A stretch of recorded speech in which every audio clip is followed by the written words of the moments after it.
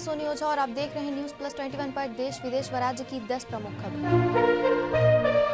भारत में Omicron variant के अब तक सामने आए 236 केस। योगी सरकार देगी 12 लाख पेंशनर्स को 3% महंगाई भत्ता। संविदा और आउटसोर्सिंग कर्मचारियों को भी मिलेगा पीएफ। भोपाल पट्टनम के 15 वार्डों में कांग्रेस का कब्जा। भैरमगढ़ में 10 कांग्रेस तो वहीं 5 में से भाजपा की जीत। बीजापुर में नक्सलियों का उत्पात। क्रैशर प्लांट में लगे जेसीबी और हाइवा सहित 3 वाहनों में लगाई आग। बिरगांव में काउंटिंग के दौरान हंगामा। पहले से पेटी खोलकर मत से हेरफेर का आरोप। कश्मीर घाटी में कई स्थानों पर बर्फबारी। श्रीनगर में न्यूनतम तापमान 0 से ऊपर। ओमिक्रॉन के बढ़ते केस के बीच पीएम मोदी आज शाम करेंगे बैठक। राज्यों को जांच और निगरानी बढ़ाने का देंगे निर्देश। रायपुर में ऑटोमेटिक फिटनेस सेंटर खुलेगा जल्द। परिवहन विभाग खरीदेगा मशीन। मध्य प्रदेश विधानसभा सत्र का चौथा दिन। विपक्ष के हंगामे के बाद सदन की कार्यवाही स्थगित। कड़ाके की ठंड के बीच दिल्ली समेत कई राज्यों में हो सकती है बारिश। हिमाचल में बर्फबारी के चलते जारी हुआ अलर्ट। ऐसे ही देश विदेश व राज्य से अपडेट रहने के लिए हमारे चैनल को लाइक और सब्सक्राइब करना ना भूलें।